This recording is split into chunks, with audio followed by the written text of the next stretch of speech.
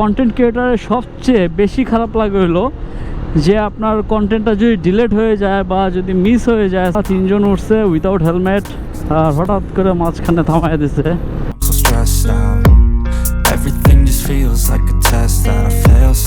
Hello guys, it's Rafi and welcome to my channel Rafi Vlogz.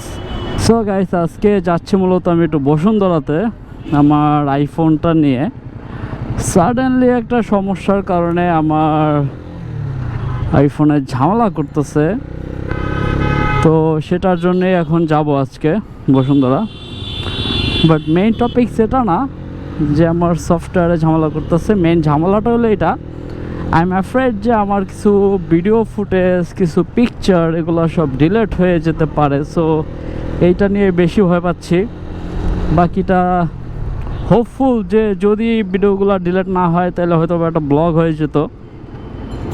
So পুরো একটা ব্লগের content আমার delete হয়ে যাওয়ার উপক্রম হচ্ছে। সো দেখা যাক কি হয়, I am not sure about it. So traffic জ্যামের মধ্যে আটকে আছি, কিছুই করার নাই। ওকে, তো গাইজ ভুলবশত আসলে আমি ভুল রাস্তায় এসে পড়েছিলাম। তো এখন আবার একটু ঘুরে ফিরে যাচ্ছি, কারণ যেদিক দিয়ে এসেছিলাম ওদিক দিয়ে প্রচুর জ্যাম।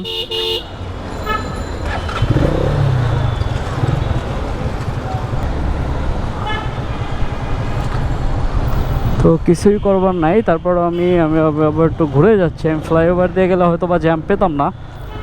আজকে চেষ্টা করছিলাম একটু ভিন্ন ওয়েতে যাওয়ার, বাট যা দেখলাম যে ভিন্ন ওয়েতে যাওয়ার কোনো পথ নেই।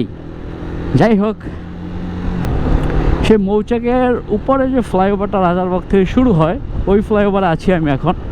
আর এই যে রাস্তা দিয়ে যাচ্ছে নিচে পুরাটাই জ্যাম। আমি ভাবছিলাম নিচ দিয়ে যাব, তো এরকম আমার সুযোগ হয়নি।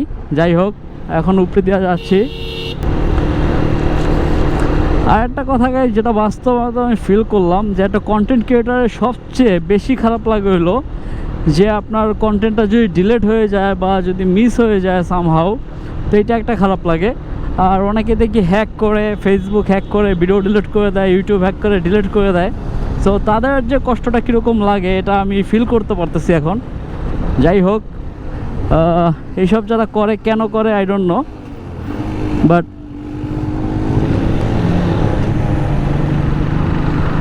এরা তিনজন উঠছে উইদাউট হেলমেট আর হঠাৎ করে মাঝখানে থামায় দিছে।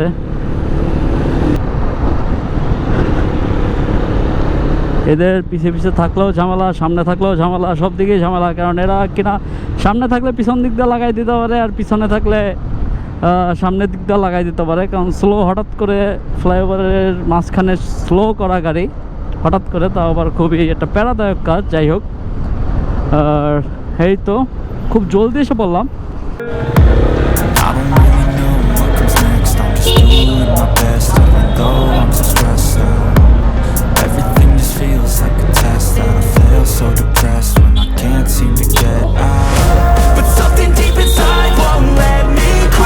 তো গাইস, এখন চলে যাচ্ছি বসুন্ধরা থেকে।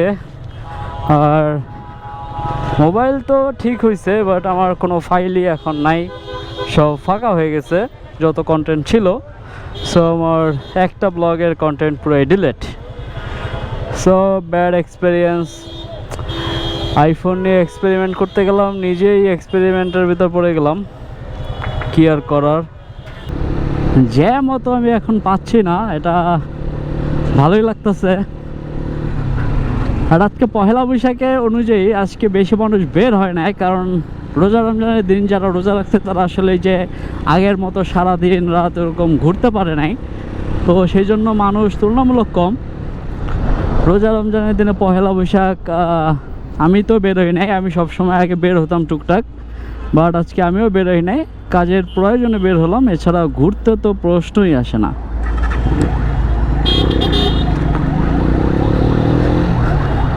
ঘুরতে তো আসার কথাই না, কারণ যে গরম, এই বৃষ্টি। সো বেশিরভাগ টাইমই গরম লাগতেছে। এখন পর্যন্ত বৃষ্টি শুরু হয় নাই। খিলগাঁও ফ্লাইওভার চলে আসলাম, আর এখন অলমোস্ট বাসার কাছাকাছি। তো এখন আমি বিদায় নিব। আজকে মন মেজাজ একটু খারাপ, এইটা ভেবা খারাপ যে আমি শুধু শুধু একটা ব্লগের কন্টেন্ট হারিয়ে ফেললাম। যা হয়েছে কন্টেন্ট চলে গেছে, সমস্যা নাই, আবার আমি একদিন যাব। আর আমি একটু বলে দিই, সেটা হলো এটা হলো ড্রিম হলিডে পার্কের ব্লগ ছিল, আর সেটা এখন নাই। বাট ইনশাল্লাহ সামনে আমি ড্রিম হলিডে পার্ক নিয়ে আবার ব্লগ করব। অলমোস্ট সন্ধ্যা হয়ে যাচ্ছে, এখনও আজান দেয়নি, বাট আজান দিয়ে দেবে, বেশি টাইম লাগবে না। আর আমি বাসারও কাছাকাছি চলে আসছি।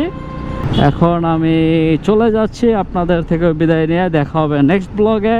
যদি ভিডিওটা ভালো লাগে থাকে অবশ্যই লাইক কমেন্ট করবেন আর সাবস্ক্রাইব করে পাশে থাকবেন।